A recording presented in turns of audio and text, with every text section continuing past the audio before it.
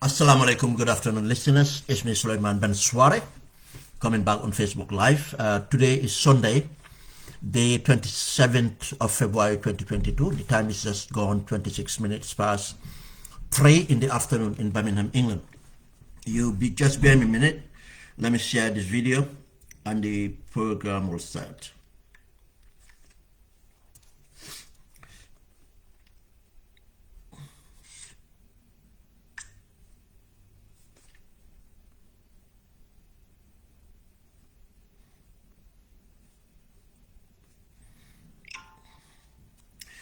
Okay, thank you very much. Today we have a sort of unusual program. It's going to be centered on the crisis in Ukraine, between Ukraine and Russia, but we are looking at the what and the why and the what, and the implications in global implications, how it affects us. The reason for the program is we can see the interest it have on Gambians on social media, in different forums I am in, and I can see the interest that people have in the war, and the different opinions been shared. And I have my opinions, and I happen to have time. I've just come from morning exercise, and I said, why not spare some time to have a discussion? And I believe it's going to be quite interesting, and it's going to be beneficial to all of us to have a perspective of this and have a discussion about this. And probably when we look at it in a certain way, we might understand how it affects us and how we can learn from it. It's important to learn from these issues that goes around us. It's going to affect us. We are not an island. Africa is not an island. Gambia is not an island. I mean, we are interlinked into all this. It has its own implications. And some we can see now in the short-term effect by price rises, by petrol, wheat, bread, and so on, but others by where we are. I mean, we don't forget that we are Gambians, but right now, some of us are located in Europe. We are very close to where things are happening, and European countries are involved in this crisis one way or the other. Is it going to stay as it is? Is it going to consume the rest of Europe? I mean, we don't know. It's our concern. Then it's not, as Gambians, we should talk about this. I know when people are frustrated, they say, why are we spending our time talking about Ukraine? We have Gambia here. I mean, this affects Gambia, and at times we will be distracted. We are humans because we have other interests, we have other feelings, and at times we get consumed by the amount of content that comes to our feed, and we don't have a choice, but we have to participate. But again, it's about education, and not only the short term or the medium term and the long term, but again, it makes us to understand how things are, how government run, how the global affairs are. These are very important things to know, because there are a lot of similarities. I mean, every conflict is different, but I'll tell you, every conflict have certain things that are present that are a common fact, and to avoid those conflicts, I mean, you have to avoid conflict, you have to understand them in order to avoid them. And we will see a lot of things that we have in common as Gambians, as Africa, into this. Right now, as we speaking, we have Gambians students in there. We have other African students in there. They're affected. directly. You see, this is the sub-term that's directly what is affecting us. And I have shared on my timeline something someone sent me to say that there's a specific doctor something in Ukraine who is helping students, especially African students, and to contact that doctor. There's a number to contact the doctor for the doctor to help them with their the situation in Ukraine itself. And if you come across that on my timeline, I encourage you to share so that it might get to the people, especially if anyone knows the Gambian students forum in Ukraine, to send it there. Probably it might be of benefit to them. We move on to this discussion. It's going to be brief, but don't take my word for that. At times these things can just go on. The people interest. We have different opinions, have a different interest in this. Some interests are political in the sense, this is what human beings are. And because of certain things affect them in their life, or certain things affect their political grouping or what they subscribe to. They will, when anything happens, they will technically take side. Some people are taking side with Russia or position of Putin, thinking that Putin is dealing with the West. That's how they see it. Putin is dealing with America. Putin is dealing with the West, because of the West are the ones supporting that in Iraq, in Afghanistan. That's how they see it. Literally, that's how they see it. I mean, it's the West fighting Islam. Yeah, because that's how they see it. They don't know about what Putin does against Islam or Muslims, or what Putin does against Africa. That's not how they see things. It's what the West does. That's what they see. It's political. Some of their opinions are just political, or emotions, and based on their political affiliation. That's how they see things. Other people too are political. They are pro-Western. Yes, there's something called pro-Western. Then people who, regardless of whatever, they have a pro-Western position. And they are Africans, they are Gambians, and they are other people. They so much believe into Western values, or what you call the Western propaganda, or whatever you call it. That's what they believe in, and that's what they start. And but there are other people who are very critical. I believe I am critical. I have a position to take which is not pro-Western or anti-Russian. This is my interest as a human being. That's a human position to take. It's a conflict, it's war. This one thing that we have to understand. There's a lot of people who take anti-war or opposition in this war because of the human values. That these are human values. We don't want to encourage this approach of settling matters, or way of doing things, or the suffering. We have empathy to the suffering of the people, regardless of who they are, what color they are, what religion they are, doesn't matter. They are human. We have empathy for what happened to children, what happened to women, what happened to the elderly, what happened to the youth, what happened to the destruction it does.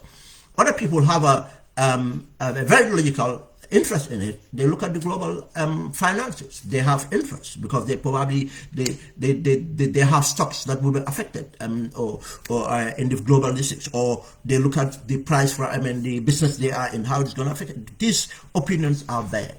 They will have it. But again, this opinion do matters in short term, in the medium term, and the long term. And people who can critically think, those are the people who look at the long term. And I think that's where our discussion should be. That's where we should be thinking of the long-term implications of this. Yes, we should have the emotions and anything, the empathy and everything to deal with this immediate effect of it. Short-term, the refugees, the suffering and others. And we cannot, as civilized people, as human beings, we cannot segregate our empathy. That's not true empathy. We cannot say that, we have empathy for the Palestinians, or because of the Palestinians are suffering, and I have my empathy there. I cannot share my empathy with Ukrainians or Russians or Africans in Southern Sudan and others. Conflict will go on forever. Conflict will happen, conflict will go on. We cannot say that we segregate our empathy, or our views are just controlled contrarily to others. Because of something was wrong there, and now my view here is this. Because of the attack Iraq, or because of the West attack Afghanistan, or because the West did that, now I am, let's Putin do this or that. I mean, that's not the position as people that we should take, as especially Africans. But again, there's a position we should take to the interest of us, our strategic interest. What's the interest of Africa? And I'll tell you, all these people acting, this country is acting, or most organizations acting, they are acting on the interest of their people, who they represent, the mandate they have on the people they have, or the mandate they instill onto the world. That's interest they're going to represent.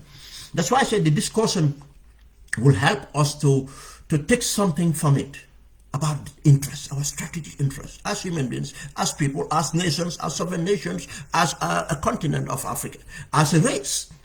We have seen an angle of race there. That's the reality. It will happen.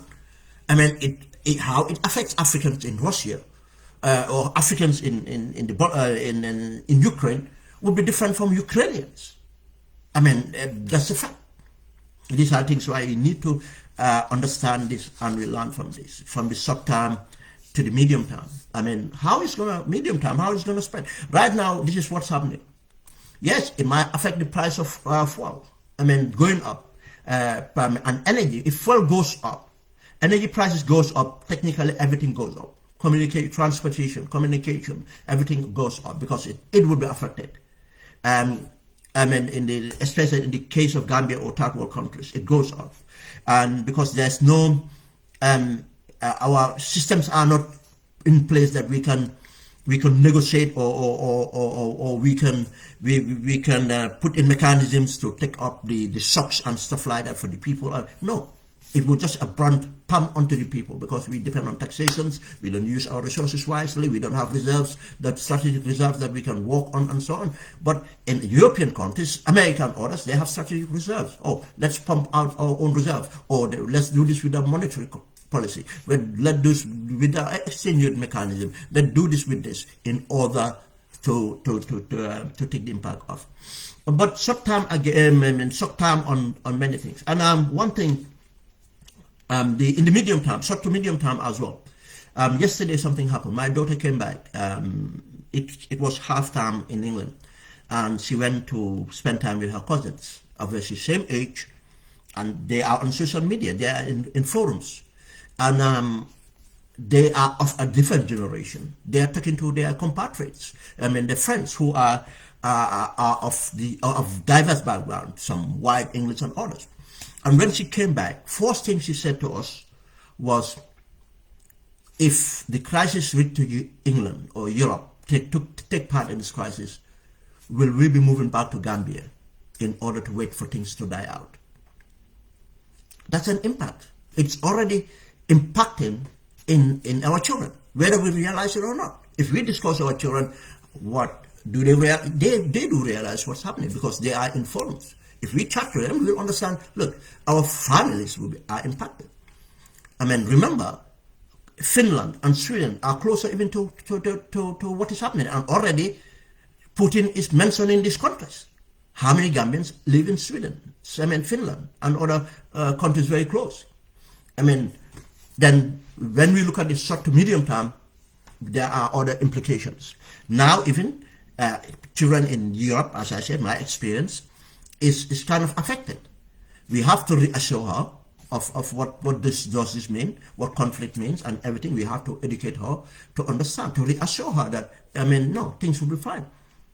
And we have to now keep our mind to that and start to see how she developed with the situations going on. These are the medium. But again, there are going to be the medium term in a sense of price rises, but again, price rises on the area of fuel. That might affect productivity in certain countries, in Gambia and others. And if that productivity is affected now, in a month, in a week, but that might have a lasting effect in the long term. Is it the production of grains, production of anything, and so on? This might have a lasting effect. But again, there are finance, in the global economy of things, Gambians, how many Gambians are in the diaspora? I mean, we all know our remittance, how much it impacts in our economy. Now, if the conflict escalates or stays longer, and with all the sanctions going on it will have an effect. What effect does it have on us? Or what effect does it have on our income? I mean, these are all things that should tell us that yes, there's a reason that we need to talk about this and worry about this, even though we have other primary these things, but again, it has something to do with us Gambia in the short, medium, and long term. But what are what are the things that we can learn? What lessons can we learn from this?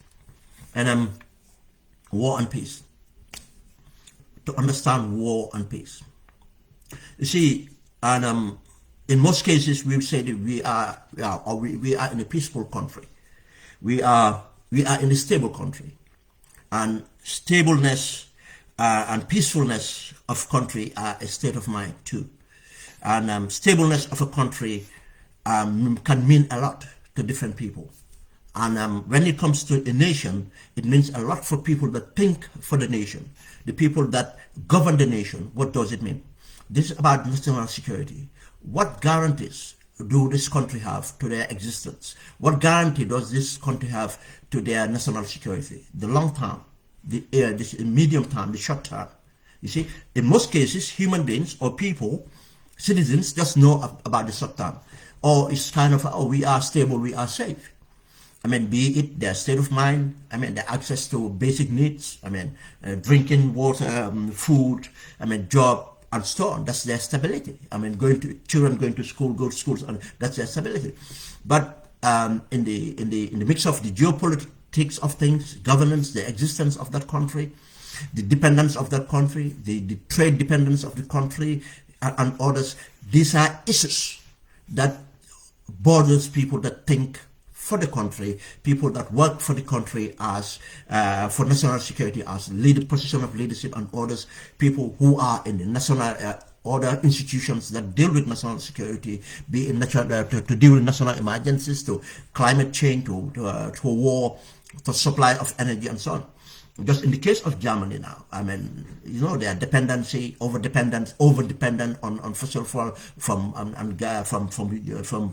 Russia and everything. You see, and tells us about our state of peace. Then what peace means is the preparation for avoiding or dealing with the issues that might happen when there's war. We have a state of war. Then, in a nutshell, if we follow situations as they are, tells us that in countries leaders always manage their country to their geostrategic interests and geostrategic position they are.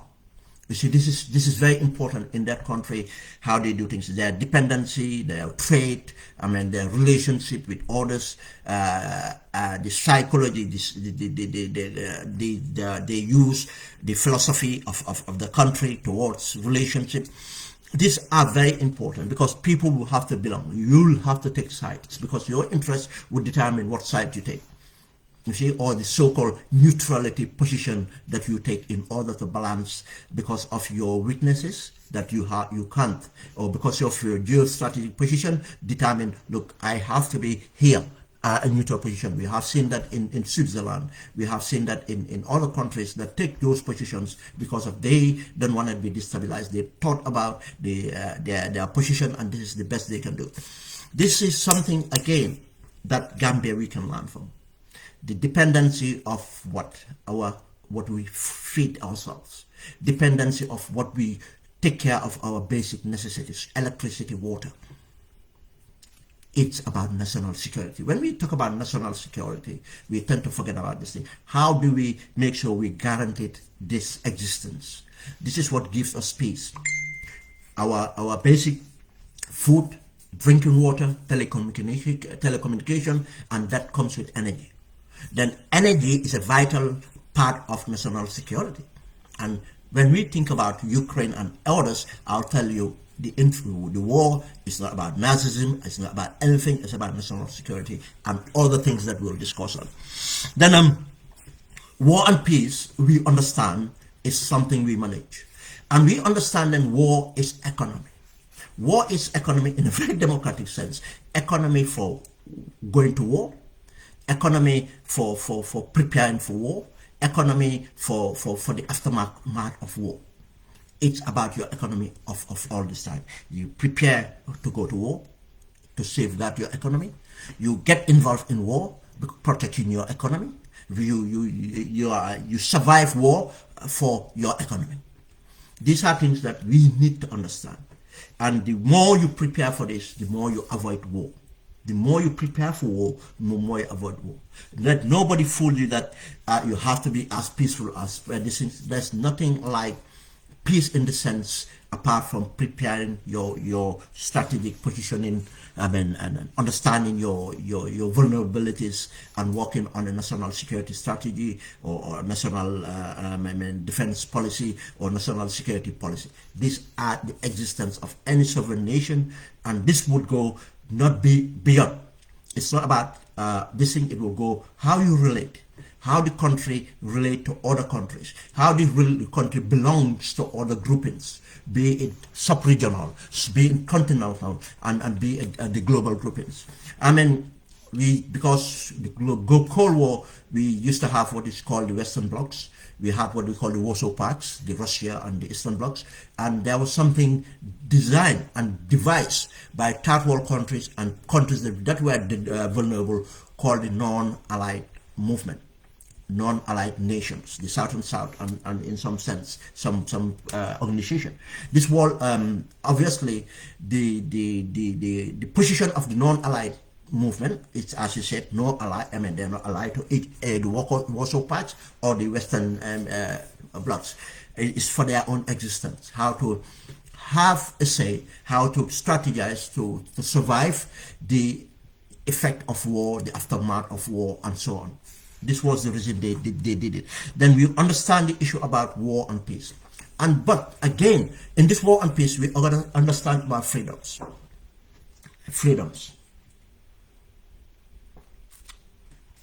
When we look at the conflict in Russia, in Russia and Ukraine, if you look at it at some advantage points, you can technically say it's about economy. It's about economic, it's about national security, it's about economy. Russia is trying to protect this. Russia is just, I mean, advance, you can advance that. Russia is trying to protect their frontiers. And because of, they don't want NATO to be next door. That's just silly. That's just silly to say that Russia are afraid of NATO because in this thing. Look, NATO countries can be anywhere and fire missiles into Russia. Well, why do they have to go too close to Russia to do it? Every major NATO country now have the ability to fire missiles that will land into the center of these things. Why would they have to be in these things? No. I mean, there are other reasons, but that's not the sense of the defense. The defense is not about positioning of weapons in Ukraine. It's about the freedom. You see, when we talk about war, wars are fought in different manner, and Putin realized that he's going to lose a certain. A war goes a certain way, he's going to lose, just as they lose the Cold War, because the Cold War was not won by the West by the firing of missiles. No, it was by strategically positioning and governance and letting Russian USSR consume itself by inefficiency, corruption, dictatorship, lack of freedoms, and it exploded. Now, Putin is trying to recreate that mighty USSR in a sense. We are only looking at what happened in Ukraine now, but let's look at what's happening in Azerbaijan and the other frontiers. I mean, why Belarus? Why what is happening in Georgia and others? You can see that it's of all these frontiers are not talking about only the presence of NATO these things or not. It's about a philosophy of what freedom, philosophy of belonging. Remember, these are all European countries, and if you look at the European countries, look, there's a history. Some of these countries have what talk is dimension. There are talks. Some people would reference what happened in Yugoslavia with in the Balkans, and why the West took the position they took to defend Islam or defend Muslims, to their strategic interests on this notion of philosophy of peace, philosophy of freedom. Then this battle too, we can define on that freedom might mean some different to different people. I tell you what the freedom of we all know is people to determine themselves into democracy. Let us not shy away from the word democracy. Yes, some people might say that democracy will mean different things to different people, but the real meaning of democracy we all know. How people determine, and we're going to discuss that. The freedom. The war is about freedom. Freedom to what Ukrainians. It's about freedom for them. You see, that's why the fighting is about their sovereignty, but it's about freedom of the people and Ukrainians. Now, Russia, it's not about freedom to them. It's not about the Nazi drug. All those ridiculous excuses Putin is putting out there. 1 minute about NATO. But now he is threatening Sweden. He's threatening Finland. And the threat is not today. He have been advancing into territories within those areas that threaten them. If you want to understand, go and study the Swedish national security strategy. Sweden, what their national security strategy is, what Sweden determined as their #1 threat, and what Sweden contingency planning in order to deal with that threat. And I tell you, that will change from now. Sweden are going to look at this even differently, not only about talking about joining NATO, but to work on, because now they have seen the resolve. It's an evident that this guy is resolved to do anything in order he will disregard every international thing to do what he does. Yeah, just as people would come out to say, yeah, but the Americans do that, whatever it is, it does, but in a different manner. They try to get legitimacy from the United Nations. People will say, yeah, because they control the United Nations. These are the facts. But then, that's when we talk about us, Africans, then how do we fit in this? That's where the discussion is. It's not to defend the West or the East or the Arabs or what position it is. It's what, as Gambians, as Africans, it's not about African Muslims, African Christians, African tribes, as African people, as black nation, what our strategy interest is. I tell you, that's where we belong. Every other segment of us, it's not what we represent. I'll tell you, if it comes to global matters, they look at the skin on your continent. That's what they look at strategy. Then it will come to, not about freedom only, it will come to strategic interest. Strategic interest of what? Countries. But you'll be surprised. And this notion, I want us to keep in mind all the time when we deal with sovereign nations. It might look at strategic interest of Russia, but I'll tell you, it's not about strategic interest of Russia. It's strategic interest of the oligarchs who belongs to the KGB and the former Soviet leadership. You see, just as when people said, Macky Sall is doing this for strategic interest of Senegal, at times not. It's a strategic interest of oligarchs, Senegalese oligarchs, with Macky Sall. Because the ultimate interest of any nation would be what effect it have on the people and the long-term effect of that onto the people. In most cases, there are projects that are in Senegal. Those projects in short term or in a way can be looked at as strategic interest of Senegal. But no, might be strategic interest. If long term is the strategic interest of who? The people that created the project, people that designed the project, people that sponsor the project, finance the project, people that build the project, and it will, impact on them more than impact on the people. The poverty of Senegalese or Gambians might go for another 10 decades. That project is not going to do the same. But from the beginning of the building process to long term, its interest toward Senegalese citizens, to French companies that build this thing, and to the French economy and others. Some of these things goes like that. Let's go back to Russia. Why is it not about Russia's interests? It's about oligarchs. Now, Russian interests, it's not to what Putin is standing for. Putin, I have seen many Gambians who share, Africans for that matter, share quotes, related to Putin that he said about African corruption, African hating themselves and so on. That's a dictator. Dictators are hypocrites. Dictators are hypocrites. Putin is a hypocrite. The wealth of Russia, Putin was poor as they come. Wealth of Russia today, Putin is one of the wealthiest Russians. And that wealth was only possible because of what the privatization of the sovereign resources of Russia. When the USSR broke, the communist government broke, and they went into a democratic setting, what happened? The oligarchs. When after Yeltsin, after Gorbachev, Yeltsin, and the reformist agenda, he came and used, he pushed some of the others, and take them as opposition, and ally himself with former FSB and the KGB and other oligarchs, and they took the wealth from the people. Russia, go and see the suffering of Russian citizens, be in any form, be in education, be in healthcare, and be the suffering in the snow. Even they're hitting, they can afford food, they can afford. And the multi-billion, not million, multi-billion dollar Putin have amassed within the short period. And the people, from Abramovich to Let's Go, Persky, and other oligarchs, they all took that wealth for themselves. He's not fighting for the interests of the average Russians.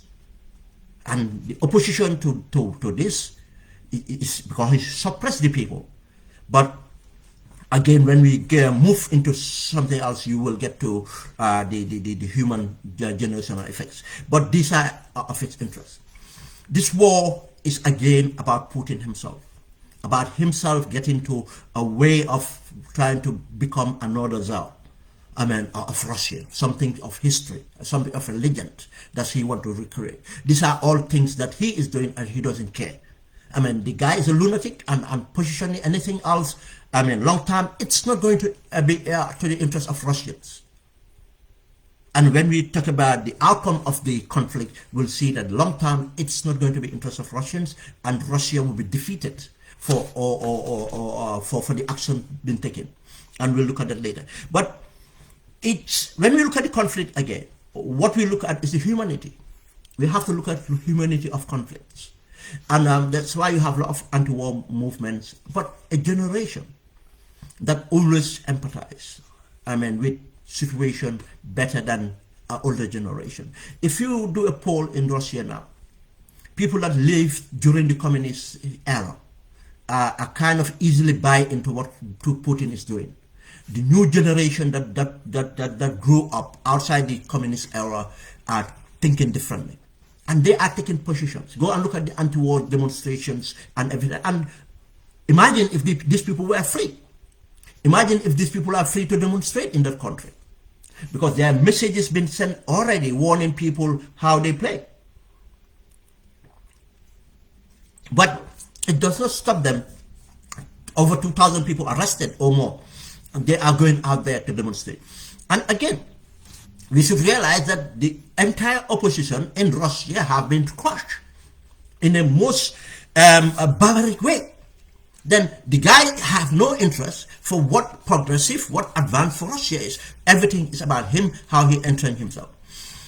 Everything that Russia have through their constitutions of 2 terms and everything, he manipulated everything and took it off and returned to where Russians did not want to be.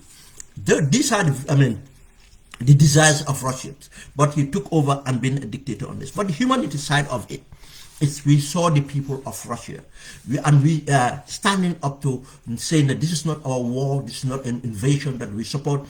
And he is out there 24/7 manipulating the situation, trying to win over Russians to the extent of making them believe that the Western countries will be ready to use nuclear weapons on them. No, I'll tell you, the reason NATO did not play these things because NATO knew what they're dealing with, and they don't want to start a third world war.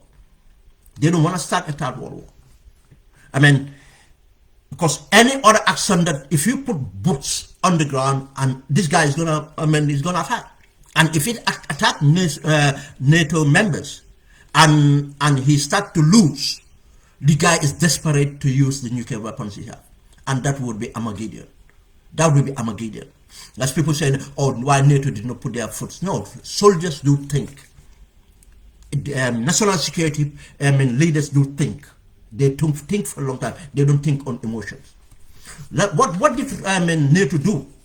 That they have to do was to put what we call tripwires. Tripwires, in a sense, is to send few forces, thousands, for evacuations and all the necessary contingency planning actions they need immediate. They send thousands of soldiers in NATO bordering countries. But the other reason, not only for the contingency plan and planning actions they need to take, but as a tripwire. If Russia was to encourse into any of those NATO country members, NATO don't have a choice. They have to go with the pack and retaliate. And if it means a third world war, then it will have to. But NATO would not trigger a third world war. They will try to avoid it as much as possible. That's why they took the positions they took, they take the action they took. There are many commentators talking about a no-fly zone. No-fly zone, again, is a trigger. Because no-fly zone means that you have to enforce a no-fly zone for Russian jet fighters and others to stop them. How do you stop this thing? Is to escort them out, pursue them out, or if they refuse, you bring them down, or you bring you down. And that will start another third world war. Starting a third world war, is it to strategic interest of Europe, America? No. Because they understand that it's they're dealing with Russia and Putin and a hierarchy of oligarchs.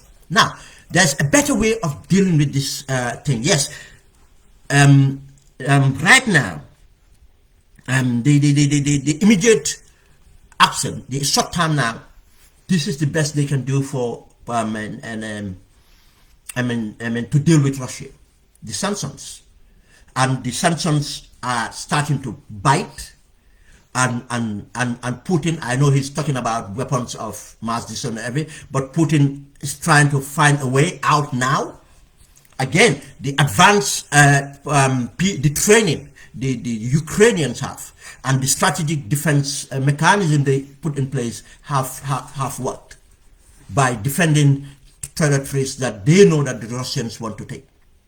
In this sense, they are in control of situation. Right now, this morning, some of the towns have been retaken by the defense forces, and now they are mopping around the suburbs. Something is working, and you know, in battle there are many things that you do for. It's not directly taking the battle in that manner, but you have your strategy that you apply. So the strategy is working here, and matter of days, Russia might start to pull back. They are looking a way to pull back. They're calling for negotiations in certain part and so on, and he is not having it hard as he wants it. And if the sanction bites, the people of Russians itself would act negatively. I give you an example of this. The propaganda war and the sanctions are working in a sense. The Russians outside of Russia are against Putin, and now showing this. There are the young generation of Russians in and outside of Russia are taking on social media and going against Putin on this. And these opinions do matter to Putin, and do matter to Russia for that matter. And even people that have observed before even the invasion, the meetings that Putin had with his high command. In most cases, some of his high command trying to be reasonable, and Putin will come and shut them down because they are trying to be reasonable about the prospect of this war and the outcome of the war. We'll get to that. But on humanitarian grounds, on economic grounds, now all the battle will be on economic grounds, and that's where the sanction comes in: short, medium, and long term. This is going to affect Russia. Russia have amassed 60 billion reserves for foreign currency in order to deal with this. But you see, again, still now, and that's why the Cold War was won by the West. Still now, the West determined, America determined, Europe determined the transactions. Not only the SWIFT communication system, but again the reserves network. The ruble is going to go down. The 60 billion is held in foreign banks. Now, if you sanction the central bank of Russia, Russia would not have access to this money. This is where Putin is feeling the pinch. And not only that, the oligarchs that are outside Russia with all the billions and networks and operations, the mines in Africa and everything companies own everywhere else cannot transact money, and those businesses might crumble. And if they crumble, their competitors are there to take it up, and it's going to set Russia back. Decades back.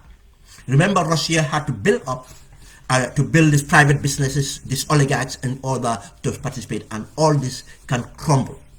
All this can crumble very easily through economic sanctions as it goes. Yes, with the economic sanctions, it's going to affect the European countries. But again, there's certain amount of pain Europe would ready to take, or America would ready to take, in order to deal with Putin in the long term. Then people that understands the conflict said that Putin have miscalculated actually.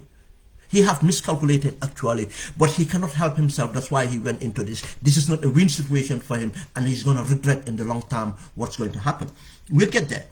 Why in Germany, we know the dependency of Germany on exports and trade with Russia.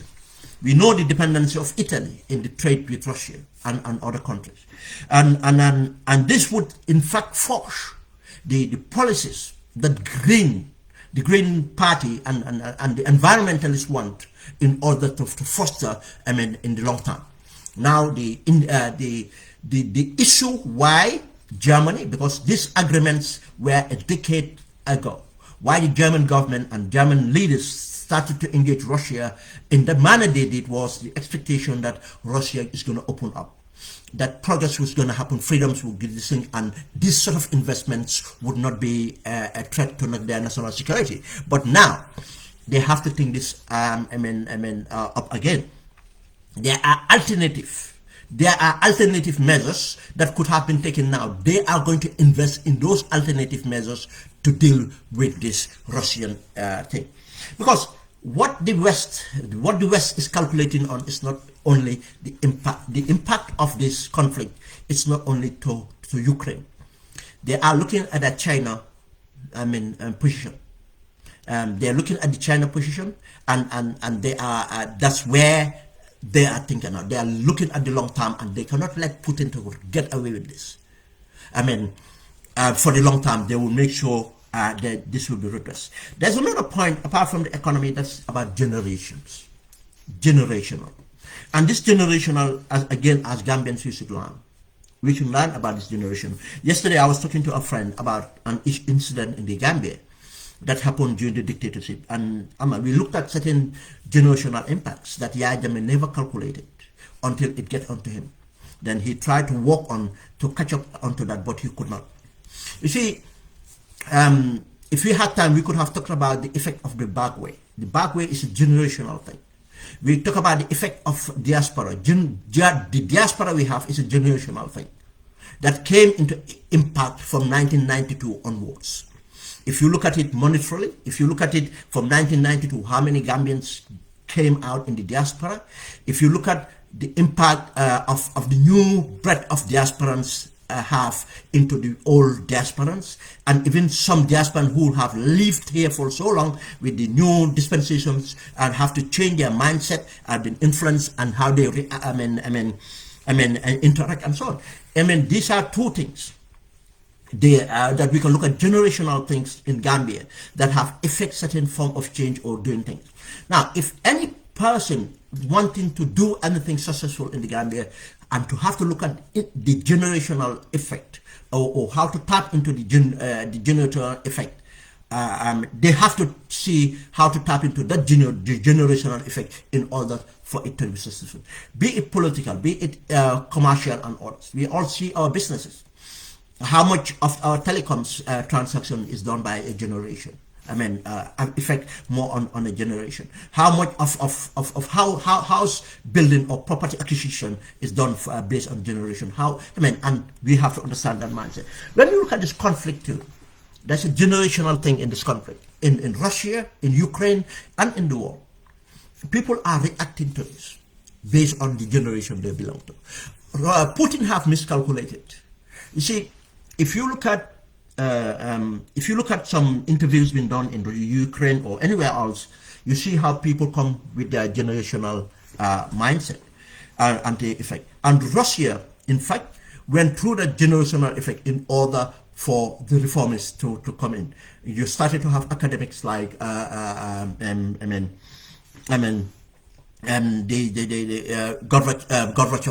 coming in, and Stalin. I mean, there's people like Stalin coming in another form. But you see, to manage the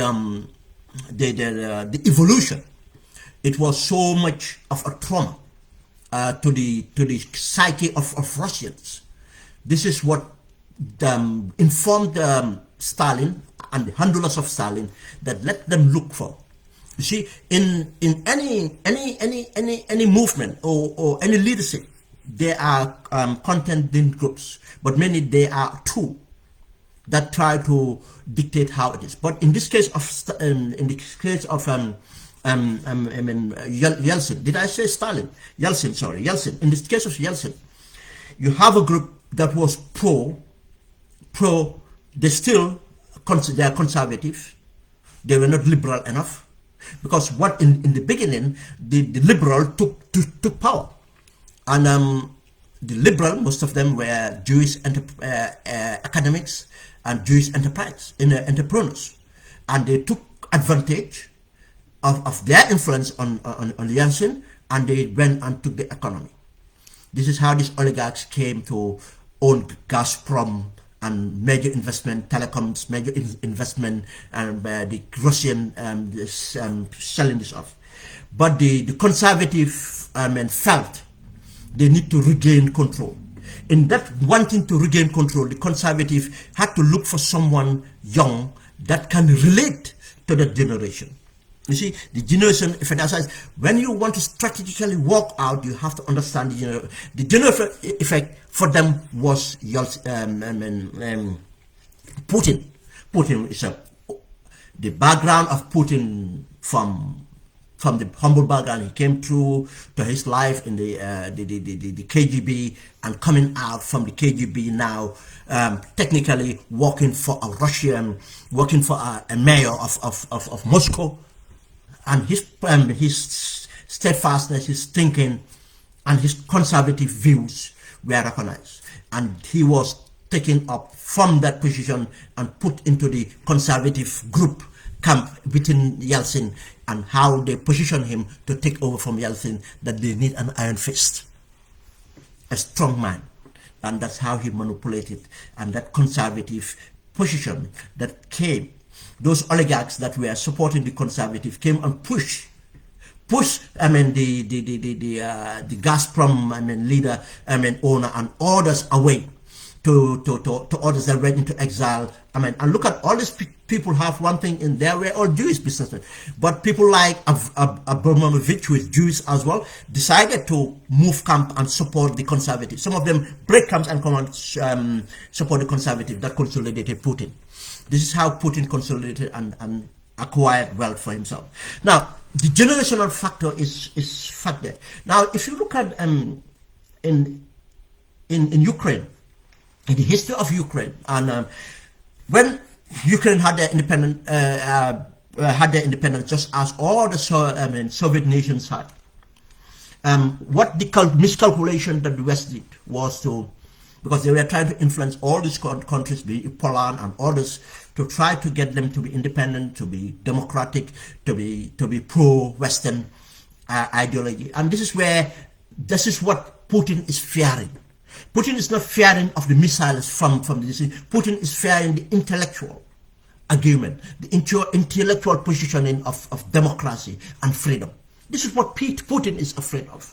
That's why he's pushing using the strong arms. When the miscalculation was this decommissioning of the, try to take power, and yeah, the West knew what they were doing. You see, because they fear that if Ukraine was still militarily powerful, it will still their economic progress. Economically, the spending in to maintain the nuclear weapons and the big army and everything would have been a drain in their national coffers, and that will still progress. And the power, if that army is that powerful and so on, still the democratization too, because they don't go together, I'll tell you. Democratization too would be a problem. That's why see in America how they put the armed forces independent, and so that civilians can be powerful. You can come from the army and come and join Congress or anything, but democracy would be the pillar and push. I mean, that militancy would not be allowed. But in this case, they knew a country like that would not have evolved quickly to a democratic and free nation. That means miscalculation. They decommissioned all the nuclear weapons and heavy things, and proliferation of small arms happened. And that's how Victor Bout and others decided to acquire arms and these things, and even nuclear technology. There are scientists going into other countries and serve that. This thing happened, but a generation, it went on, and you started to have the population boom from the Soviet, because of now the economy or the openness of society.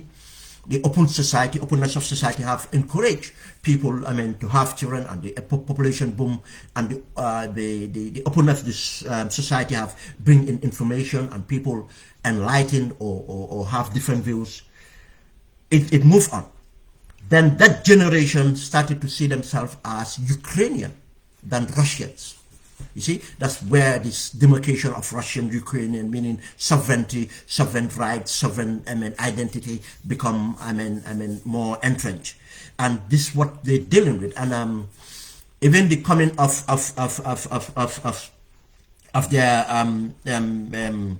their president Zelensky, even Zelensky coming up. That's why people said, oh, the comedian, because Zelensky come through that philosophy of a new generation. He was voted because he was a new generation. His acting career or the comedy act or anything have framed, and he was appealing. And when he came out and discussed policy, he was taken seriously, because he came out and as an anti-establishment, fronting the old guard, the old USSR, and standing up to say, look, we are pro-Western, we are pro-democracy, we are pro-EU, we are pro-NATO, we are pro-progress, we are this. And this is what the young generation are, that's make him win the elections. And all his rivals who were of the conservative background or the ultra conservative or the Russians, these things were disowned. This is where Putin was not happy. Putin tried to manipulate the situation, did not work. And that's where the incursion started to Crimea and others, just as he did to Georgia and Chechnya and others. He did that in order to move on. But he miscalculated and trying to take over here. Now, if you look at that factor, the generation factor is an important point to note and to understand. And because of things are based on generational, that's why any development will be based, the strength should be on the generational. If you cannot have a generation that can take over, then that progress would stall and that progress will go.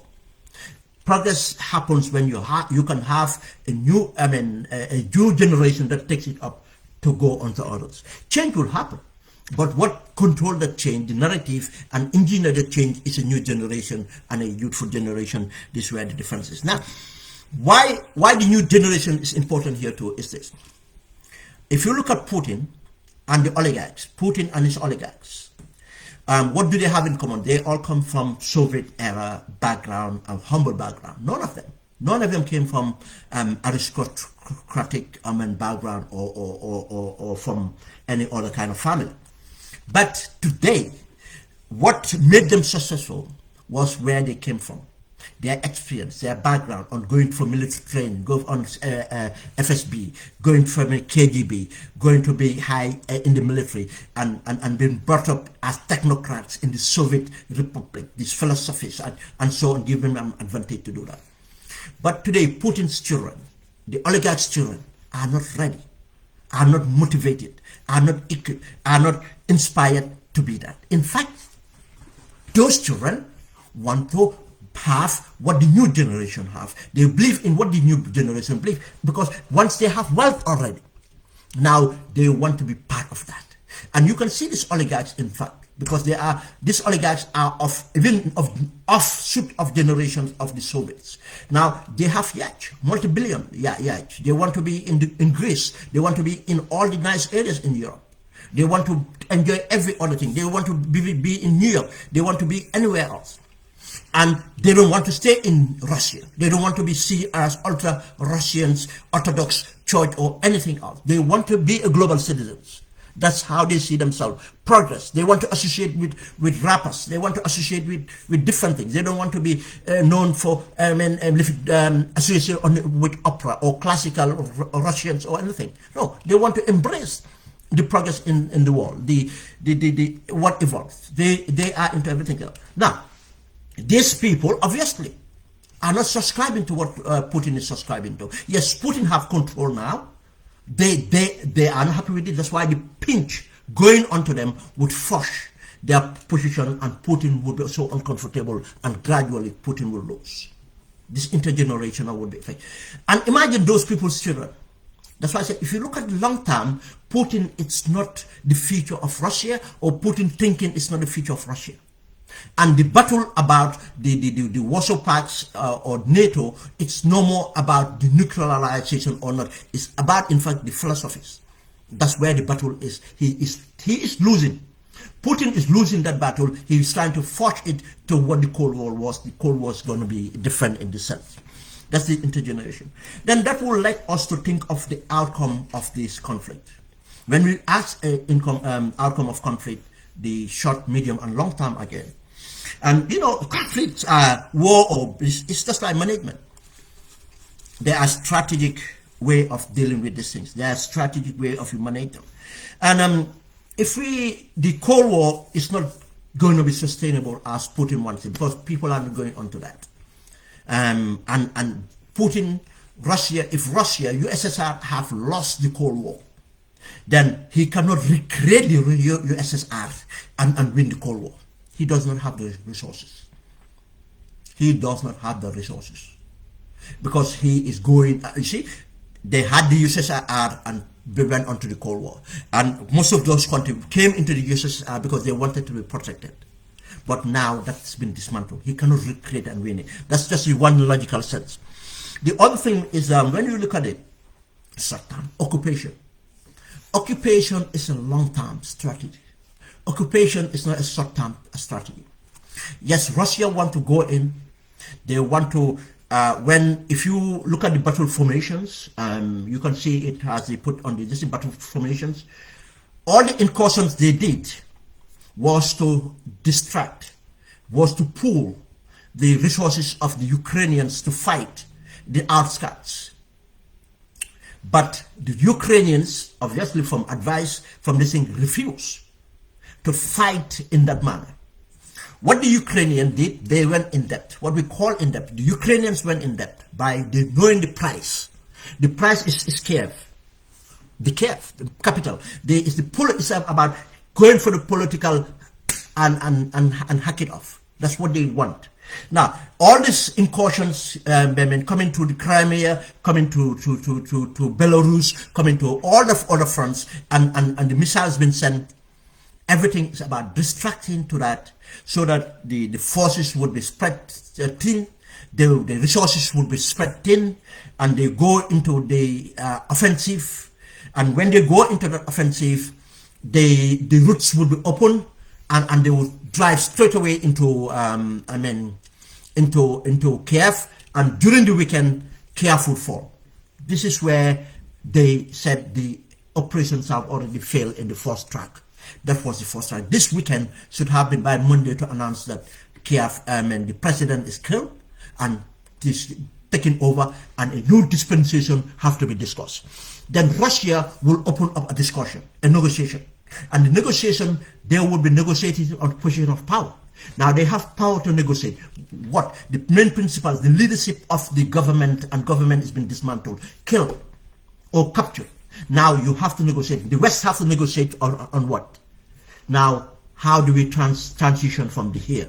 Now, Russia will come as logical, as possible, to say that how we can deal with this is by governance of this sector. Or we have to do this, and in order to have a referendum, in order, consultations, all this kind of phases that they have to go through. But because of the power they have of control, they will determine the kind of leader to lead, to win. And again, you see, that's why I said, even if they had to run over Kiev this weekend, in the long term, generational wise, it doesn't favor their ideology. It doesn't favor their philosophy. Their philosophy is retarded. It's at the back.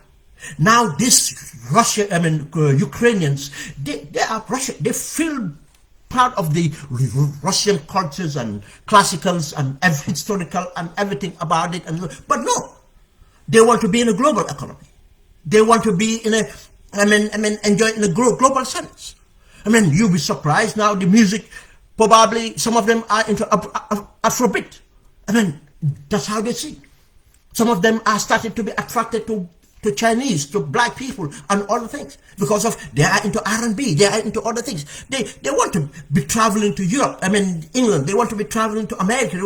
They want to be part of this philosophy of freedom, philosophy of progress, philosophy of this. This is where the argument is. Militarily is another thing, distraction. This is where in the short to medium term, even Putin is not winning. Because the winning would have been this weekend.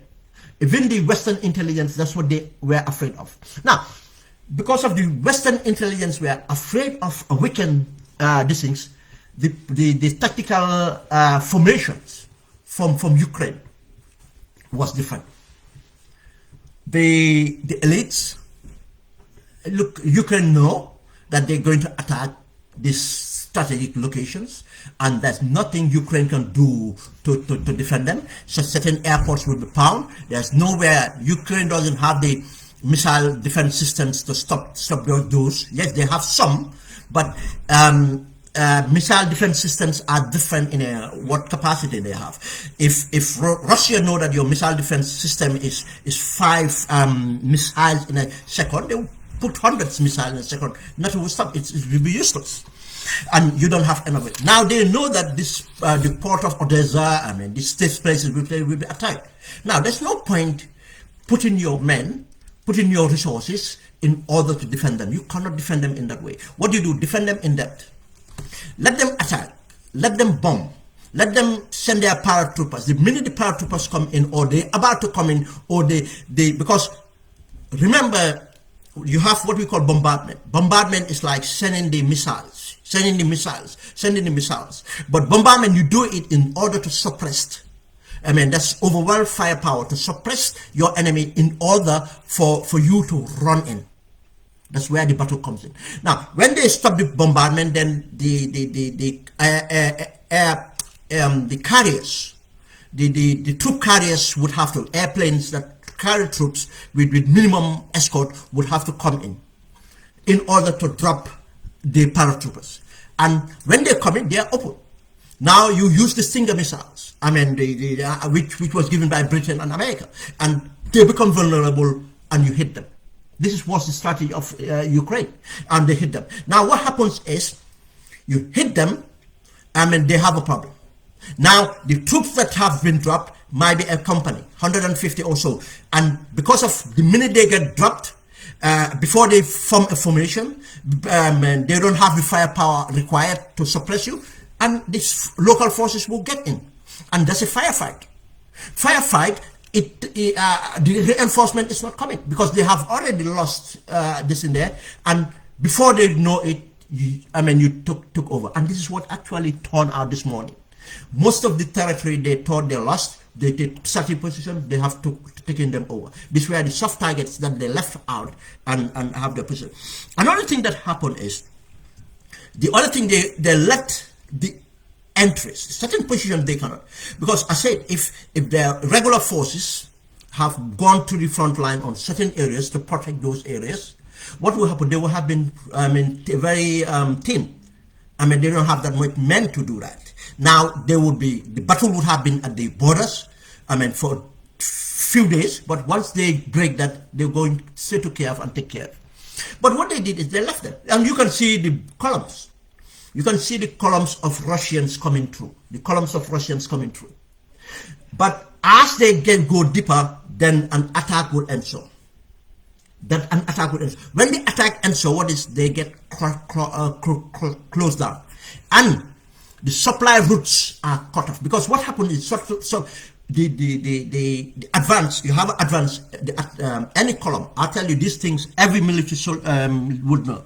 The advanced columns, you look at it, you look at the formation. If you look at the formation, you see the troop carriers, you see the defenders, the ammo cars to defend first, then troop carriers, ammo car, because you cannot just have ammo cars. You need soldiers to fight.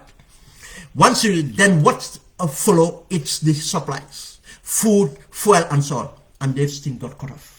Now, once the fuel and food got cut off, these people got stranded. Russian soldiers got stranded. And they got stranded, they had to give up. And this is how they arrested many Russian soldiers or killed some of them. And the others didn't have the will to fight and surrendered. They took over positions. You see, in the short to medium term, even that Russia is not winning.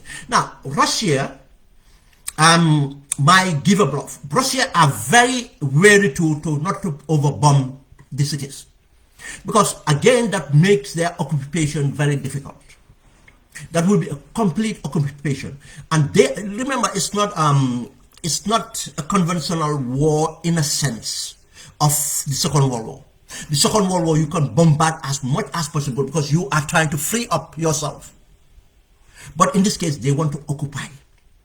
They would bomb, but they don't want to bomb the country into non-existence because they are not ready for that. No, they want a swift takeover, and they determine the rest, and it's not possible.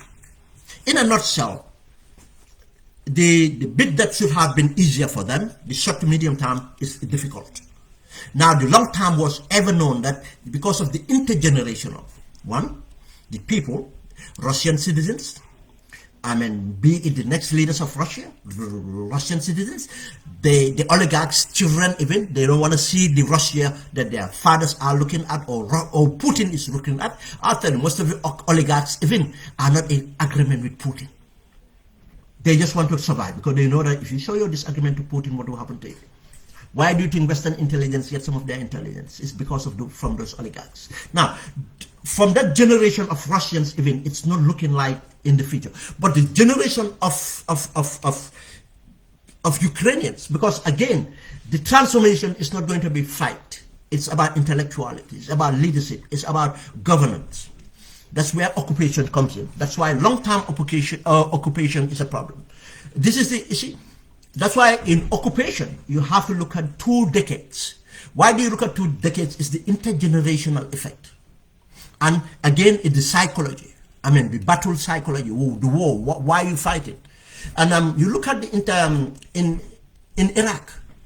In Iraq, America technically pull up without achieving their aims, because in the long term, it's not. It's an occupation. And in occupation, one, the generation, the young Iraqi are thinking different. Yeah, they want kind of a democracy, but what democracy they want is different from the democracy you're trying to give them. Because the overwhelmed are Shia. They want a democracy that have a flavor of region. They have a flavor of Shia dominance. Because of their already a historic Shia, and their being a Shia is quite important to them. You see, one, intergenerational. The other thing is regional. In the Shia Sunni, the Iranians are there. Strategically, Iranians will keep you busy. You cannot never have what you want, because Iran knows that this should be their proxy. If America succeed in Iraq by not only running over Saddam, but transforming Baghdad and Iraq to another thing, they are coming next. They're not going to allow that. It failed. That's why when you look at it, intergenerational and the psychology, philosophy of the war, they lose. In Vietnam is the same thing. They lose. Long time you will lose. In Afghanistan, let's go. Be the French, be the Russians. Russians, what? Communism? No. They wanted something different. Be in the Allied forces this time around, they wanted something else. Yes. The generation of Afghans, the enlightened, the privileged are not many. Progressive are not many. What we call the progressive in Western terms are not many. They cannot distinguish because the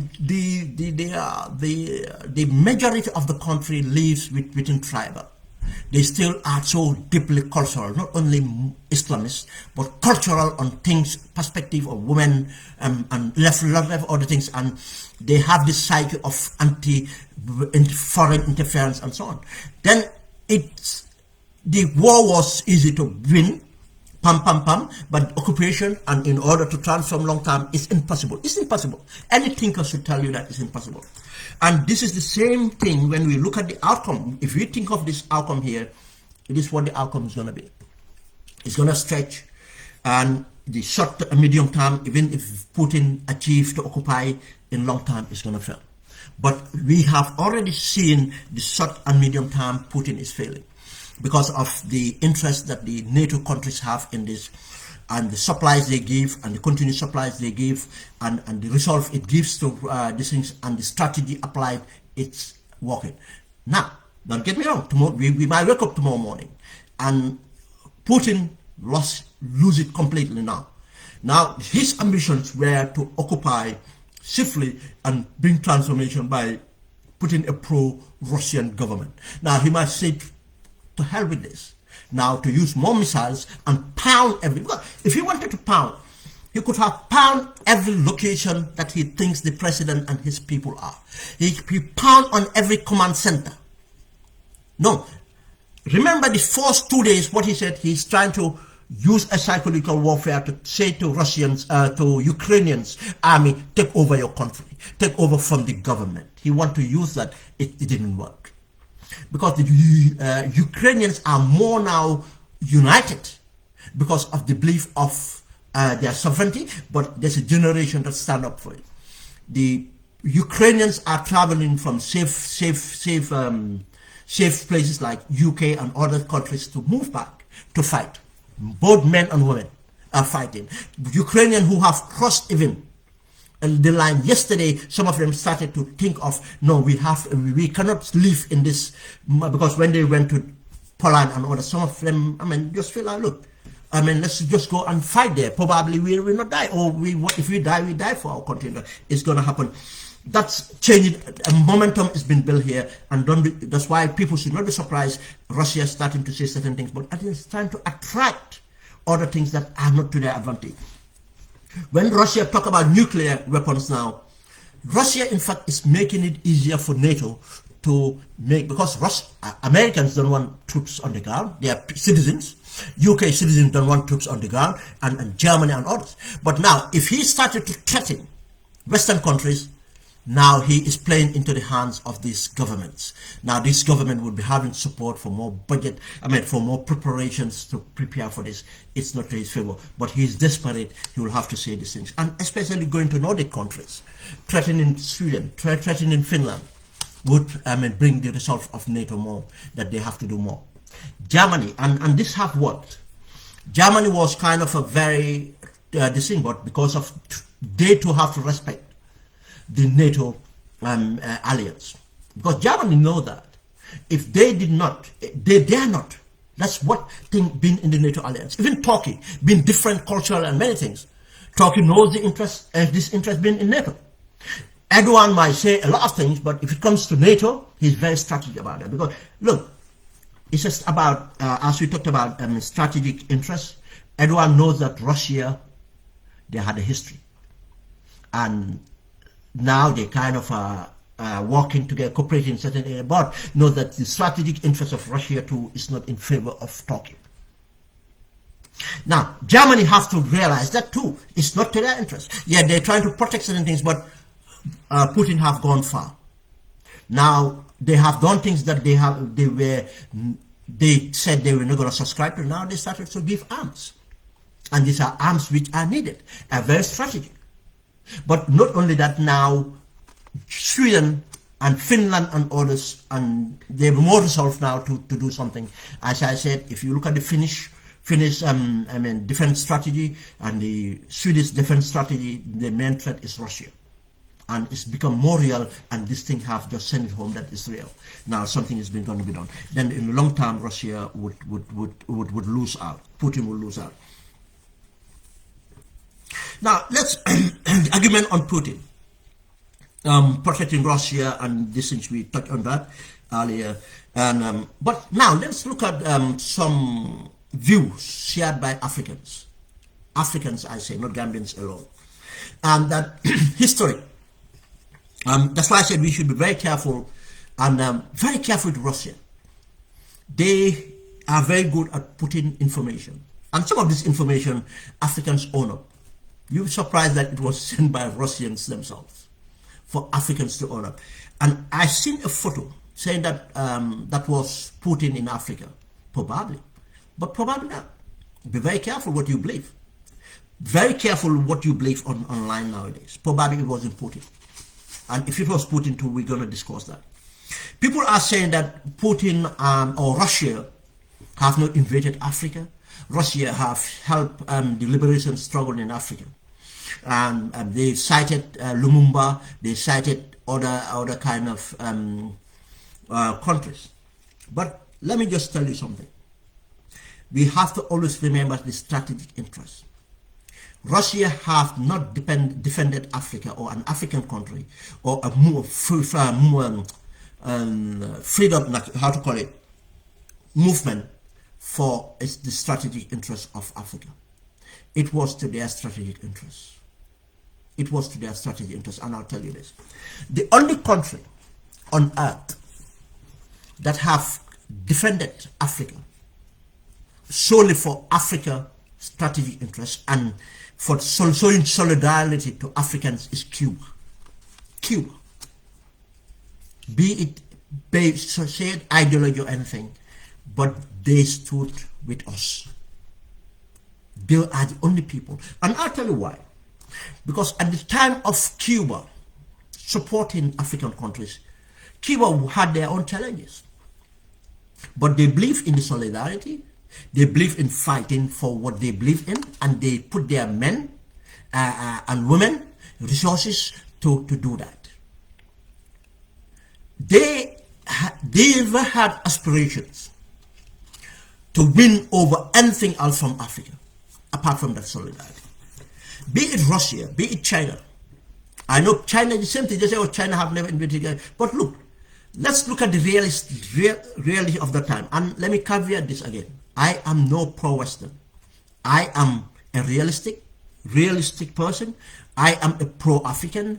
I am a on my own African mindset. I'm not to be manipulated by any forces, be the Warsaw Pact, with the Eastern, with the Western, or anything. We can deprive our strategic interests from all of this. That is my thinking. Our strategic interest, regardless of the history of Western, regardless of the history of Russians, regardless of the history of the Chinese, the Turkish, the Arabs, and everything else. Africa and Gambia, we should always think of our strategic interests. How do we safeguard this from all these odds? How do we interact? How do we protect ourselves? How do we insulate ourselves? What is our strategic interest we have to define? Let's look at this. Why do I say this? At the time, Russia, you have to understand the history fact of Russia. Russia was, have their own challenges. Russia was conquering other countries that they could conquer, occupy countries they could occupy the way and manner they can. The West were doing the same thing the way and manner they can. When the Portuguese were powerful, they were able to do it, they did that. When the French were powerful, they did that. When the Germans were powerful, they did that. Every other country would go out for their strategic interests. That's a fact. We don't like it. That's why we should look after our strategic interests. Yes, when the English did that, they did it for their interests. They conquered, they occupied for their interests, for their English people. The Americans do the same thing for their interests. Then it's what the question should be, what is Africa doing for their strategic interests? Let's start with trade. Let's start with freedoms. Let's start with, the sort of governance, the mindset. How do we advance together? How do we protect ourselves? How do we insulate ourselves from the Arabs, from this, from that? Let's empathize with other conflicts. Let's strategically involve in other conflicts one way or the other to protect our strategic interests. We'll look at that. We'll look at it. Now, Russia was doing that at that time because that's what the reality of Russia was. They occupied, they had the USSR, they have the Warsaw Pacts. Now, they started to go to Africa and starting a strategy from African students for communism, communism with relationship with African Union, these things. It was not a favor for us. They just lost the battle. They just lost the psychological warfare with the West. If Russia have succeeded in any of these countries, I'll tell you, Russia, we're going to benefit Russia. They are not going to feel sympathy. They are not going to have empathy. They will plunge our resources. They will enslave us. They will kill us. They will rape us. It's the same white race. It's the same white race. And they can be even more crude. They can be even more crude. And where is this fact? I'm not talking about hypothetically what might have happened. I'm talking about the reality today. Where is Russia with Africa today? You see, history teaches us something. Now the Russian position have changed. In Libya, do we know how many people Russian missiles, Russian interest is in Libya? Yeah, do you know how many Africans have been killed in Libya because of Russia? You think Russia is involved in Libya because of Libyan interests? No, for their strategic interests, to have a control over the strategic positions in Russia, just as we're doing in Africa. Then we did not see they sided with the liberation struggle, but for their own advancement. For their own advancement. Now they are doing this in Libya. DRC, go and see, in 𝐭𝐡𝐞, Central African Republic, in 𝐭𝐡𝐞. Go and see, especially the Gambian Muslims, talking about what Gambian Muslims talking about what Americans are doing to Muslims. Go and see what Russians are doing to Muslims in 𝐭𝐡𝐞. They are allied. They are allied with the 𝐭𝐡 government and the Christian majority in that place, and bulging the Seleka and the anti-Seleka. You see, Africa, we should be very careful. Our strategic interest, we should. You see, the Seleka, the Waleke, they are all the same people. They are one people, but because of their criminality, in fact, not even religion, they're using their religion. You see the Christians in 𝐭𝐡𝐞, in Central African Republic, they are wearing jujus written with the Quran. You think these people are Christians? They just take the Christian philosophy to exist, just as many Muslims are taking Islamic philosophy to exist. It's not their definition, believe in God. It's not that. It's not their faith in humanity. It's not their faith in humanity. It's not their belief in doing things for the greater good of their people. No. It's an identity. They subscribe in order to benefit themselves. This is the problem with Africa. We can be used, we can be taken over. We cannot originally, I'm not saying that we cannot be Muslims or Christians. We can. But there's an identity of Africans, there's an interest of Africans. We cannot think that any white person, I'm not against white people, I'm saying white people as human beings are just as Africans as human beings. I mean organizations can be our savior. Any organization is organized based on serving the mandate of people they're representing. Do we organize them? The United Nations today is stupid because of the way it's organized. China, Russia, this is, where's the African representation? Where's the Arabic representation? Now when we look at ourselves for identity, it should be about humanity. It's not about white, it's not about black, it's not about Christians or Muslims, it's about humanity first. If we look at ourselves as people, it's about our nations, our sovereignty, our sovereign interests. If we look at ourselves as people, again, we can look across as Africa, Africa of people of different colors, different religion, different origins, or wherever it is. But one Africa of the same continent should be of strategic interest. And we should be working towards that, not to be on social media thinking that we are taking sides. Or this evil person is better than that. They are imperialists. Be the French imperialists, be the Chinese imperialists, be the Japanese imperialists, be the thing imperialists. We could say that the Nordic countries, apart from Cuba, you can say the Nordic countries, Sweden, Finland, are of our people. But do we advocate that? No, because we don't see value in that. We see value in people that control our mindsets. People that further not only divide us as divided we are in our continent, but divide us in our thinking from where we are today as intellectuals. Even we don't have our own position. We have position of the West and the East. Now we should be critical enough to have a position on African intellect. How do we stand up? But our African intellect, when it comes to global issues, is who do we side with? Who do we have to side with? We side with humanity. We side with our strategic interest. What is the African strategic interest? Until we intellectuals started to define that, it will not get to our leadership, because our leaders are puppets of organizations of the World Bank, IMF, pro-West, pro-East, Chinese, and every other imperialist mindset. That's what they have. Now, the Russians, that's what they are. Now, what they're doing at CAR, they're exploiting. You think they're going to CAR because of... No, it's not a liberation struggle anymore. Now they're going for the shares of the mineral, just as if they have succeeded in liberating any of the Southern African countries or Eastern African countries, wherever they have ever involved in. Angola and others. You think they were going to serve the Angolan interest? No. They will serve the Russian interest. Now, look at that. In Guinea-Conakry and Gambia, we should be very careful. In Guinea-Conakry right now, that lunatic people are celebrating as liberator of Guinea-Conakry, he's a puppet. He's a puppet, and he's very dangerous. I say that. I don't even know his name. That soldier. We have to be very careful.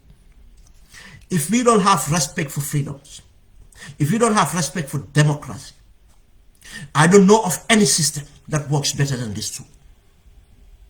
Call it whatever you like, but that democracy is not owned by Americans. Yes, Americans give their definition. That democracy can be of ours. We give our definition of our African democracy. I saw, and I'm very careful here, I'll say it because not everything, I didn't have time to look at it properly. Not everything you read on social media is true.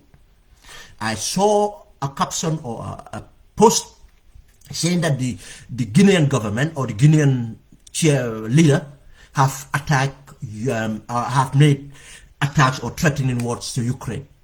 For what? If that's true, it's the most buffoon thing that you hear. What Ukraine? No. And I believe that it happened. I didn't have evidence of that, but I believe it happened, but I know he's a buffoon. You see, what happened in Conakry now is the French. He's a French stooge. He's a French stooge because he was participating in a tribal mechanism. He was brought into France to do a tribal mechanism, to serve a tribal interest, to protect a dictator. Now the French have hold of him because of the dictator that he was protecting was serving the interests of the Russian more than the French. Now the French wanted a peace of that time. The French saw the advantage and used him in order to take power from the tribal position he has, the advantage given to him by giving him a special force and everything. He was just an NCO in the French Legion, a mercenary unit. But no, the Guineans took him, give him all the training with the Americans, with Israel and everything in order to protect a corrupt, a dictator. He overthrew him. What did he do next? Now he's trying to entrench himself. He's going after the opposition. He is going after the opposition. Now he's going after Seydou Dalein and his coalition, because he has seen these people going to be my opposition. Now I have managed and strategy to position myself. Now he's going to use the same tribal mechanism in order to control Guinea-Conakry. But not only that, now he's thinking a little bit strategy, because he's a soldier. He's trying to appease the Russians because he's still not entrenched. He's in the process of entrenchment. He doesn't want to offend the Russians. He doesn't want to offend the French or the Americans. Now he's doing this rhetoric. And I'll tell you, if the American ambassador visits him the next day, if American ambassador visits the next day, he will tell in private, he will tell the American ambassador, oh no, I'm just doing it to appease the Russians because I don't want them to be on my case. If the French ambassador visits, he will say, tell them the same thing. Yahya Jammeh used to do the same thing.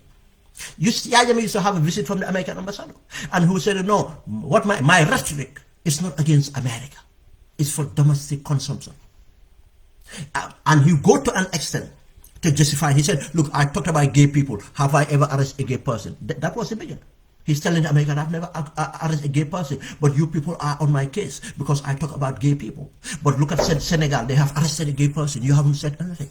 That's what dictators do. They're hypocrites. Now this guy is trying to entrench himself. Russians are there. Do you know the billions, multi-billion Russia is taking from Guinea-Conakry? You think it's doing it? They are doing it for Guinea. Look, they will do it. And you think today, Guinea-Conakry decided they want a Malaysia force from Russia. Russia will be happy to give it to them, give them arms and everything. Give them arms and everything. And you said, no, but Russia is not attacking Africa. Russia is not killing Africans. We should be more sophisticated than that. It's not an argument we should have. They are all evil. If you don't look after yourself, nobody will look after you. Now, we're talking about, look at Mali. I see Africans celebrating that, yeah, Russia is defending Mali. That's a lie. Mali's interest is not the military to continue to govern that country. Soldiers are not to govern. Soldiers have an institution to look after. Soldiers are there to go and protect that country. I'll tell you, Mali would regret ever, allowing this buffoon in Mali as a leader, trying to win the people over, using anti-French sentiments, using Russians to say that he's going to back himself up. It's not about the French, it's about Mali. He's trying to entrench himself, trying to have a 5-year transition. What's 5-year transition? Entrainment. He's trying to use the Russian mercenaries to do what? What did they liberate? Did they secure car? Did they secure car? No. The role they play in Libya with General the Libyan general. Do you know how many $1 billion been paid to put it through the mercenary outfit in Libya? It's controlled by him. It's again another oligarch from the KGB. That's $1 billion. The drones, the technology, the air support and everything by Russians. Russian mercenaries. Killing people, killing women, killing children. Do you know what they're doing with Africans from the back way? And we say, no, Russians are not dealing with Africa that way. The West are doing that. Let's move on. That's Russia. This is how they're playing up. But I'll remind you too, the conflict in Libya, the conflict in Liberia, conflict in Freetown, Sierra Leone, conflict in Ivory Coast, it was because of Russia it gets to where it is. Victor Bout was part of that oligarch of the KGB. Victor Bout was working with the Russians, taking their Soviet-era weapons out of stock, selling it to African dictators, to Yahya Jammeh and others. They are using their Soviet-era Antonov aircrafts and selling it, Mi-5 mix, and selling it to these people. They were using Russian mercenaries to bombard economic soldiers, bombard positions. The artilleries, the mortars, the Salif Sadio, those two mortars are not Western. They are Soviet-era mortars. They are Soviet-era mortars. You think, is that liberation? Is that liberation? This is where we should wake up from. Said, but the Russians are not. And we come to Zelensky, the hero, the freedom fighter. You see, a generational thing. Zelensky, I don't know. But by the sort of things, he became an activist, satirist. He's a comedian. Look, I know people when they say comedian, they think they're not intelligent. Look, I know of comedians here that went to Oxford. I know comedians that went and studied mathematics and decided to become a comedian. I know of comedians that studied physics and become a comedian and decided that's what they want to do. It's not that because someone have a trade or profession, they are stupid. That's another discussion. Education important, but again, the character of people and how resolved they are. What do they do? What track record do they have? And in the same case, I forgot this guy's name in Egypt. He was a heart surgeon. When the revolt started against Mubarak, he went and visited once. He went once out there. Later, he evolved to have to stop being a heart surgeon to become a satirist, political activist. Today, he's living in exile because, yes, he went after Mubarak, he went after Sisi. Today, he's living in exile because he believes in freedoms. He believes that's what he believes in. He believes in impacting life in another way. But Zelensky gives us another understanding, another thing we should learn from this. He came out of this and he had a belief. Now he is within the progressive. If he was killed today, he will remember. He had become a very effective leader. He stand up with his people and he's in the history. And again, this is what lessons do we take as individuals, people. Two things I always believe in: your faith in humanity, your faith in doing good or creating the greater good, and the determination to follow it through. Determination to follow it through as human beings. These two things, if you don't have it, you will never effect change. You will never be part of what effect change. If you don't have faith, you give up. If you don't have faith, you don't see the long term. You don't see a vision. If you don't have faith, you will not be in it. You'll be in it to make sure it happens. Not, I am going into it to be the president. No, you're going to be in it and you might become a president. Probably Zelensky never thought he would be the president, but he is in the process. He'll be in the process. These are things we can learn from. In Gambia, we see people run up, aspirant, I want to be a president. You run for an elections, you lose, you run away. No, why not go to parliament? Why not stay in opposition? No, you run to try to go into government. You were not ready. You were never ready for change. You were never ready for this thing. You just wanted to be a president. That's why when you could not be a president, first run or two run, you run away. But if you dedicate yourself as an activist, dedicate yourself as fighting for freedoms, until you die, until conditions change, you shall never retire from it. To say that, oh, I have done my bit, I retire, that's a lie. Nobody can do enough. There's nothing like my bit. You said, I've done my bit, I'm tired, I'll take a rest, I'll come back. Oh, I've done my bit, I failed. But if you don't, if you believe that your contribution as a human being, as a citizen, is to continue to fight for the greater good, you might change the way you do it. I'm so tired of doing this. Or I'm not effective anymore in doing this. I'm going to do that. I'm not effective in doing Facebook Live. Now I'm going to go into this. I'm not effective. I'm going to go into academia. I'm not going to. I've done academia so much. I'm going to go into activism. I've done activism. I'm going to go into business. Even business. You can go into business in order to bring about another change of mindsets, bring about social change. Social change is a process, and we have to, and it's a duty. It's a duty. It doesn't stop. And that's the inspiration that we'll get from Zelensky as a politician, and he come out from an activist, a comedian, whatever it is. We talked about Putin, Russia, and the West and Africa. What lessons should we learn? Gambia. What lessons should we learn as African? I've said it in this brief. Some say there's nothing like permanent enemies or permanent interests or whatever. Let's put it this way. We owe it to ourselves, especially African people. African people. Why? If you look at the way the narrative has been in Africa, we always try to belong to something else. We have never tried to create our own. Even look at organizations.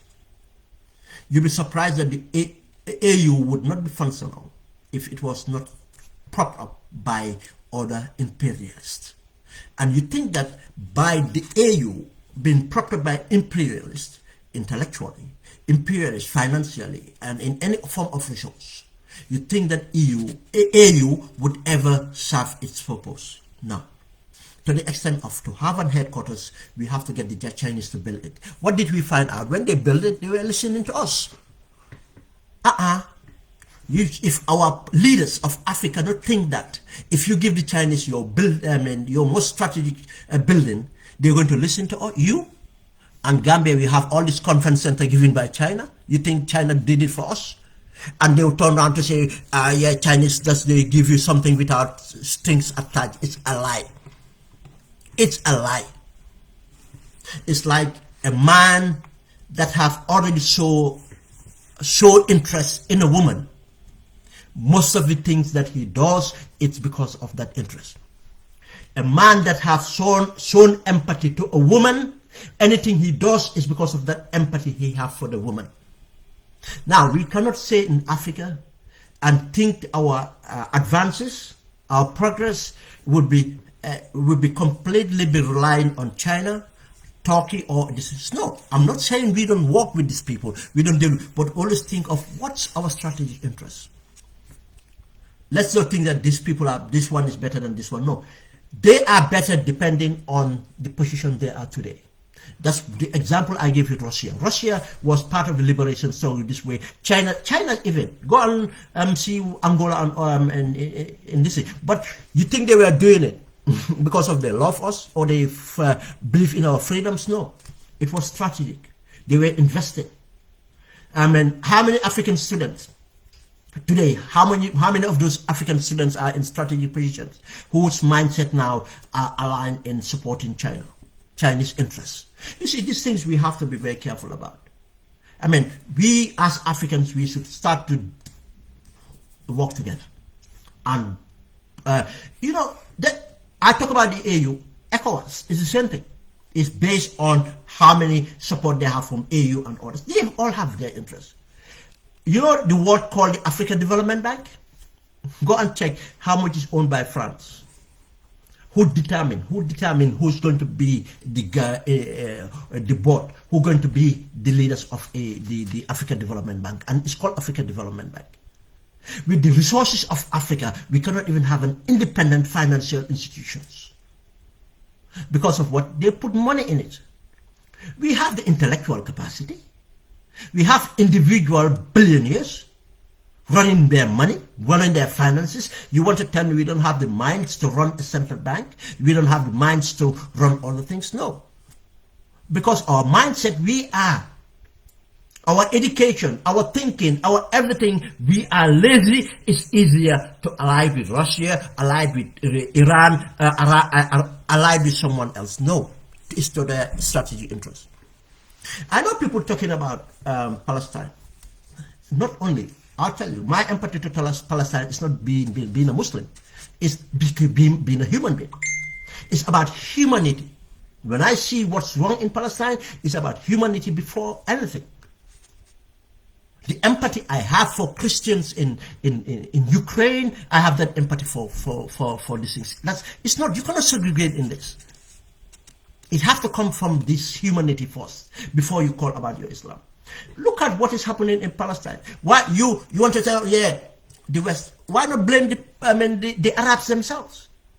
Why not blame the Arabs themselves? We all see all these Arab countries now are running, recognizing Israel. Now, not about really, I'm talking about Arabs. Some Arabs are Christians, are other religion, but mainly they are Muslims. But Palestinians are not only Muslims, they are Christians and other and Muslims and other things. Now, you see the position we are now. When we talk about Afghanistan, when we talk about other countries, yes, we should look at them empathetically as human beings first.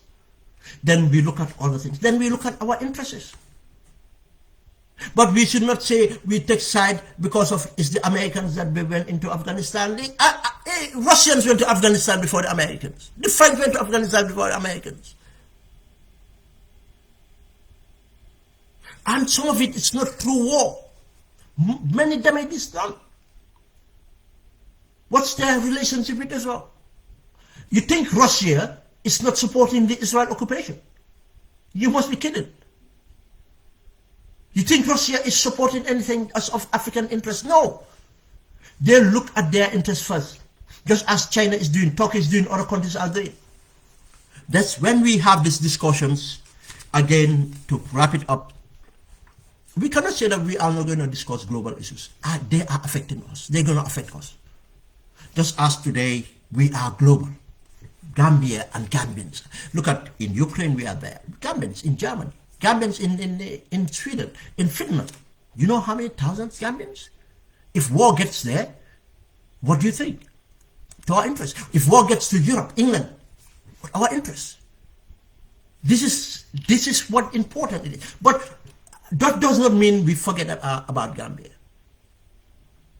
No, we are not forgetting about Gambia. But what do we learn from all this as Africans? What do we learn from all this about Gambians?